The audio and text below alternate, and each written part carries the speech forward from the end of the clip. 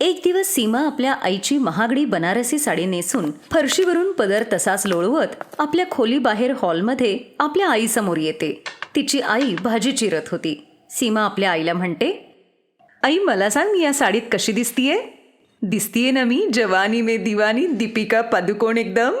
तू प्रश्न विचारतेसच कशाला, जर उत्तर तूच ठरवतेस तर. आणि का उगाच माझ्या साडीचा पोछा बनवून सगळ्या घरभर फिरवतीयस ती? माहितीये ही किती महागडी साडी आहे ती? हो माहितीये आई मला किती महागडी आहे ते. 700 रुपयाला तर घेतली होतीस ना तू? हा मग 700 रुपयाच्या साडीचं काही पोतेरे बनवून फिरणारेस?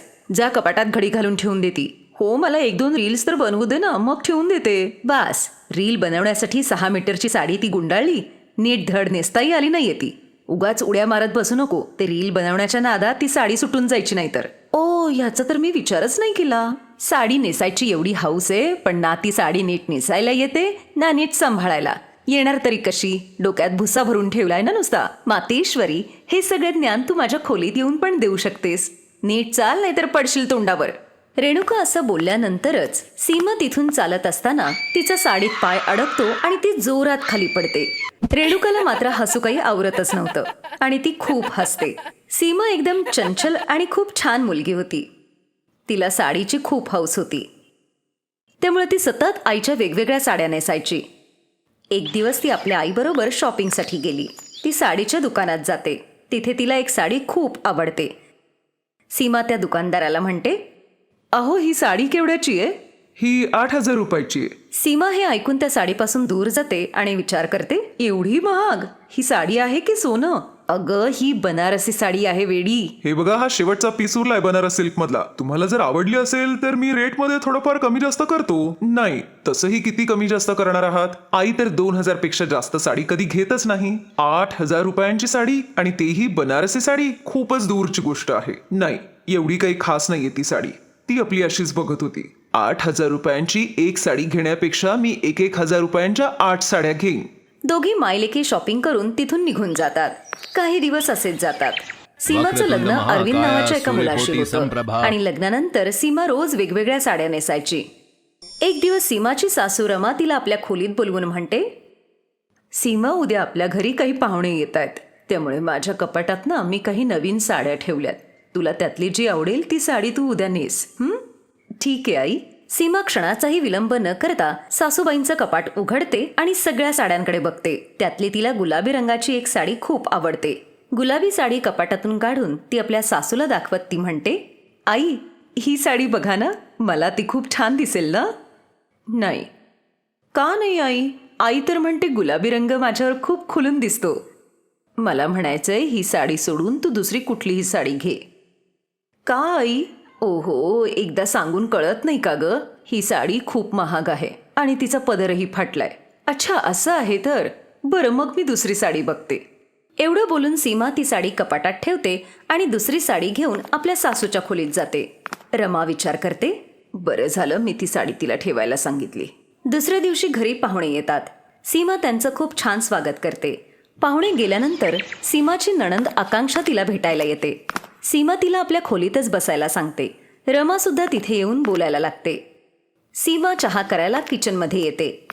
तेव्हा सीमाच्या साडीवर चहा सांडतो आणि साडीवर डाग पडतो आणि ती स्वतःला म्हणते, सासूबाईंच्या साडीवर हा डाग पडला. मी जर आता रूममध्ये बदलायला गेले ना तर सासूबाई मला खूप ओरडतील.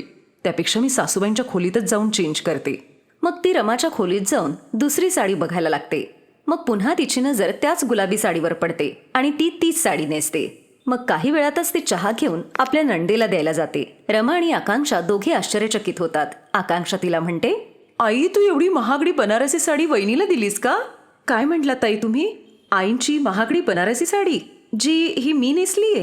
हो तीच. आई ही साडी कोणालाच देत नाही. मग तू कशी काय नेसलीस? ही साडी महागडी आहे हे तर सासूबाईंनी सांगितलं होतं, पण ही साडी बनारसी आहे हे त्यांनी नव्हतं सांगितलं. म्हणून त्या ही साडी नेसायला मला नको म्हणत होत्या का?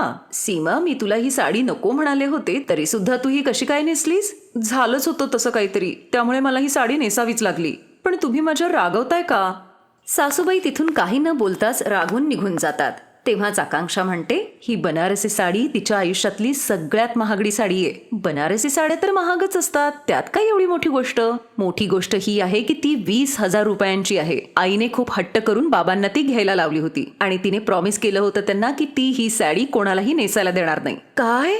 आणि मी तर ही महागडी बनारसी साडी नेसले. तेच तर ना वहिनी. असेच 2 दिवस निघून जातात. तिची सासू तिला काहीच बोलत नाही. हे सगळं बघून सीमा बिचारी खूप नाराज होते आणि ती आपला नवरा अरविंदला म्हणते, मी सासूबाईंच्या विरोधात जाऊन ती बनारसी साडी नेसले खरी, पण तेव्हापासून त्या माझ्याशी बोलतच नाहीयेत. मग तू जाऊन तिच्याशी बोल ना. आणि 2 दिवस झाले तू अजून आईची साडी पण तिला परत दिली नाहीस. मला जेव्हापासून कळलं ना की ती 20,000 रुपयांची, मी तिला व्यवस्थित घडी घालून एका कोपऱ्यात ठेवून दिलीये आणि मला आता त्यांच्याकडे जायला पण भीती वाटतेय. साडी घे आणि चल माझ्या बरोबर. मग सीमा ती साडी घेऊन अरविंद बरोबर आपल्या सासूकडे जाते आणि ती साडी त्यांना देत म्हणते, आई मला माफ करा आणि तुमची ही महागडी बनारसी साडी तुम्ही परत घ्या.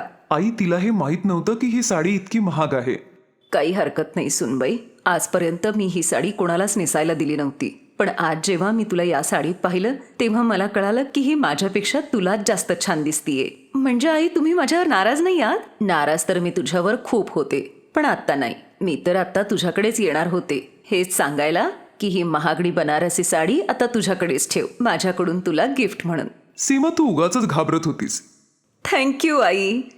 एवढं बोलून ती आपल्या सासूला मिठी मारते.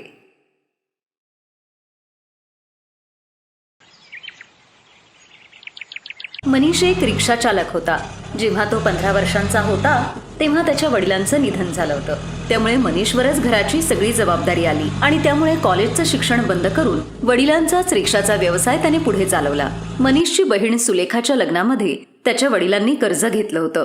ते कर्ज फेडण्यासाठी मनीषने आपलं घरही विकलं होतं आणि आपल्या आईबरोबर तो भाड्याच्या घरात राहत होता. मनीषची बहीण सासरी अगदी खुश होती, यामुळे मनीषही खूप खुश होता. आई, सुलेखा दीदीचा फोन आलाय आता. तू तिच्याशी बोल. मी रिक्षावर जातो आता. हॅलो सुलेखा दीदी, हे घे, आईशी बोल तू. हा बोल पोरी, तू तुझी काळजी घे बरं. चांगलं खात पीत जा, म्हणजे बाळाचं आरोग्य सुद्धा छान राहील. आता फक्त एवढीच इच्छा आहे की लवकर मी आजी होऊ दे आणि मनीष मामा होऊ दे. हा ते तर आहेच, आता मामी सुद्धा यायला हवी लवकर. नाही नाही, मी माझ्या नातवंडांना खाऊ पिऊ घालूनच तीर्थयात्रेला जाईन. आई, फक्त मनीषसाठी तू चांगली मुलगी शोध जी आपलं घर सांभाळेल. आई, मला उशीर होतोय, तू नंतर बोल ना. बरं सुलेखा, मी तुझ्याबरोबर नंतर बोलते, मनीषला उशीर होतोय. मनीष रिक्षा घेऊन कामावर जातो. त्याला आधीच उशीर झालेला होता आणि रस्त्यात ट्रॅफिकही जाम होतं. तो ग्राहकांची वाट बघत होता. तेव्हाच त्याच्याबरोबरचा एक रिक्षा चालक मित्र एका मुलीबरोबर भांडत होता. अहो, असं थोडीच होतं का बाईसाहेब? हा, तुम्ही इथं सोडण्यासाठी मला जेवढे पैसे सांगितले तेवढे गुपचूप द्या. दादा, मी तुम्हाला सांगितलं ना माझी पर्स रस्त्यात कुठेतरी पडली म्हणून. माझा मोबाईल फोन पण त्याच्यातच आहे आणि पैसे सुद्धा. माझी पर्स कुठेच सापडली नाही. मी तुम्हाला सांगतेय ना, मला तुमचा नंबर द्या, मी तुमच्या नंबरवर पैसे पाठवून देते. आता मला खूप उशीर होतोय, मला समोरच्या हॉटेलमध्ये एक फंक्शन अटेंड करायचंय. काय झालं निरंजन, सकाळी सकाळी वाद का घालतोयस? अरे बघ ना यार, सकाळी सकाळीच पहिलं भाडं मिळालं आणि ते पण मला पैसे द्यायला नकार देत आहेत. या बाईसाहेबांची पर्स कुठेतरी पडली आणि मला म्हणतायत पैसे नंतर देते म्हणून. अरे असंच थोडीच चालतं का भाऊ? काही हरकत नाही निरंजन, कधी कधी माणसाची परिस्थिती आपल्याला समजून घेतली पाहिजे. एक काम कर, तुझे किती पैसे झालेत मी देतो तुला, या मॅडम नंतर मला देतील. मनीष निरंजनला रिक्षाचे 200 रुपये देतो. Thank you so much. माझं नाव अर्चना आहे. तुम्ही मला तुमचा नंबर द्या, मी तुमच्या नंबरवर ऑनलाईन पेमेंट पाठवते. मला उशीर झाला नसताना तर मी आत्तासुद्धा तुमचं पेमेंट केलं असतं. काही हरकत नाही मॅडम, हे घ्या माझा नंबर. अर्चना नावाची ती मुलगी मनीषचा मोबाईल नंबर घेते आणि दुसऱ्या दिवशी त्याच्या मोबाईलवर पैसे ट्रान्सफर करते. तुमचे पैसे मी ट्रान्सफर केले आहेत, तुम्ही एकदा चेक करा आणि कालच्यासाठी पुन्हा एकदा थँक्यू. तुम्ही अगदी वेळेवर माझी मदत केली. अर्चना आणि मनीष असेच बोलत राहतात. तिला मनीष बरोबर बोलायला खूप आवडत होतं. त्यानंतर 1-2 वेळा अर्चना आणि मनीषची भेट मार्केटमध्ये होते. हळूहळू दोघांचीही मैत्री वाढते. मनीषला कळतं की अर्चना एका खूपच श्रीमंत घराण्यातली मुलगी आहे. मग तो तिला समजावतो. अर्चना, तू एक मोठ्या श्रीमंत घरातली मुलगी आहेस. तुझ्यात आणि माझ्यात जमीन आसमानाचा फरक आहे. मी एक साधा रिक्षा चालवणारा गरीब मुलगा आहे, त्यामुळे तुझी आणि माझी अशी मैत्री ठेवणं योग्य नाहीये. प्लीज तू मला भेटू नकोस. तू न भेटण्याची गोष्ट करतोयस आणि आज तर मी तुला माझ्या प्रेमाची कबुली द्यायला आले होते. मला तू खूप आवडतोस मनीष. मनीष, मला माझं सगळं पुढचं आयुष्य फक्त तुझ्याबरोबर काढायचंय. बोलता बोलता अर्चना खूप रडू लागते आणि मग मनीष तिला आपल्या जवळ घेतो. अर्चना आपल्या आई वडिलांना या संदर्भात सांगते आणि जबरदस्तीने मनीष बरोबर लग्न करण्यासाठी त्यांना तयार करते. इकडे मनीष सुद्धा आपल्या आई आणि बहिणीबरोबर अर्चनाबद्दल बोलत असतो. मग एका शुभ मुहूर्तावर दोघांचंही लग्न होतं. अर्चनाचा स्वभाव खूपच चांगला होता आणि तिचं सासर खूप गरीब आहे या गोष्टीचा तिला जराही फरक पडत नव्हता. तिने कधीही याबाबत तक्रार केली नाही. अर्चना, तू माझ्याबरोबर लग्न करून खुश तर आहेस ना? हो मनीष, मी तुझ्यावर मनापासून प्रेम करते. मी तुझ्याबरोबर खूप खुश आहे. आई, सुलेखा दिदी माझ्यावर किती प्रेम करतात. मला तर जाणवलं सुद्धा नाही की मी माझं घर सोडून आलीये. तेव्हाच अर्चनाची सासू सुद्धा तिथे येते. सौभाग्यवती सुनबाई, आम्ही खूप नशीबवान आहोत की या घरात तुझ्यासारखी सून आलीये. अर्चना वहिनी, हे बघा मी तुमच्यासाठी नवीन साडी घेऊन आलीये. आज संध्याकाळी तुम्ही हीच साडी नेसा. सुलेखा दिदी, ही साडी तर खूपच सुंदर आहे. ठीक आहे, पण एका अटीवर. आज तुम्ही स्वतः मला तयार कराल. प्रॉमिस? अर्चनाचं बोलणं ऐकून सुलेखाच्या डोळ्यात पाणी येतं. तिने कधी विचारच केला नव्हता की इतक्या प्रेमळ वहिनीकडून आपल्याला इतका मानसन्मान मिळेल. खरंच अवघ्या काही दिवसातच अर्चनाने तिथल्या सगळ्यांची मनं जिंकली. आता तर अर्चनाशिवाय कोणीच राहत नव्हतं. सुलेखाला एक मुलगा होतो आणि इकडे अर्चना सुद्धा प्रेग्नेंट राहते. अर्चनाच्या आईवडिलांना जेव्हा ही बातमी कळते तेव्हा ते तिला भेटायला तिच्या सासरी येतात. पण अर्चनाचं घर बघून दोघेही नाराज होतात. अर्चना, तू तुझ्या आईवडिलांबरोबर बोलत बस. मी आत जाऊन चहा आणि नाश्ता घेऊन येते. काय ग अर्चना, या परिस्थितीत सुद्धा तूच घरातलं काम करतेयस? तुझ्या घरात कोणी नोकरचाकर नाहीये? काय बोलतीयस ललिता तू? तुला माहितीये ना तुझी मुलगी कुठल्या घरात लग्न करून आलीये ते? इथं 2 वेळचं जेवण जेवायला सुद्धा विचार करावा लागत असेल. दुपारचीच भाजी संध्याकाळी खात असतील हे लोक. हे लोक काय ठेवणार नोकरचाकर? नाही पप्पा, असं काहीच नाहीये. आईंनी आणि मनीषनी तर मला खूप वेळा सांगितलं की घरात कोणीतरी कामवाली ठेव, पण पूर्ण दिवस मी घरातच असते. मग माझाही वेळ जात नाही आणि तसंही मी काहीच करत नाही. सगळं काम आईच करतात. त्या मला काही करूच देत नाहीत. हे घ्या चहा. अर्चना, तुला हे समोसे खूप आवडतात ना? मी त्या हलवयाकडून घेऊन आलीये बघ. तुझ्या मम्मी पप्पांना पण दे हा. नाही, मी ऑइली फूड खात नाही. आणि अर्चना, तू पण हे सगळं खात जाऊ नको. अशा अवस्थेत तुला फ्रूट्स ज्यूस घ्यायला हवेत. विहीणबाई, तुम्हाला तरी कळतंच ना हे समोसे वगैरे किती नुकसानदायक आहेत. मम्मी, तू माझं टेन्शन नको घेऊस. आई माझी पूर्ण काळजी घेतात. त्या मला सगळं काही अगदी वेळेवर देतात. पालेभाज्या, दूध, सगळं काही. तेव्हाच अर्चनाची नणंद सुलेखा सुद्धा तिथे येते. मी डॉक्टरांची अपॉइंटमेंट घेतलेली आहे. उद्या सकाळी 11 वाजता आपल्याला डॉक्टरांकडे जायचंय. म्हणजे तुमचं रुटीन चेकअप होऊन जाईल आणि बाकीचे काही इंजेक्शन्स वगैरे असतील तर.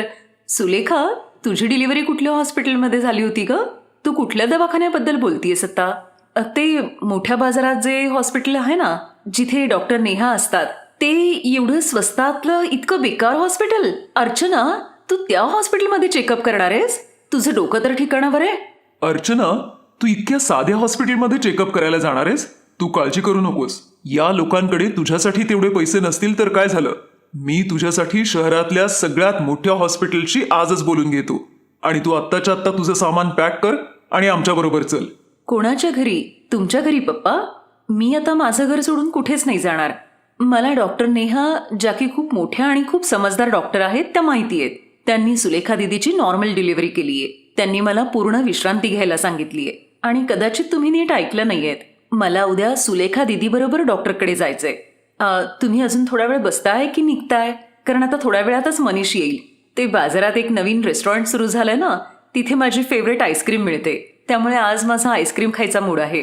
म्हणून आज आम्ही सगळे डिनरला तिकडेच जाणार आहोत.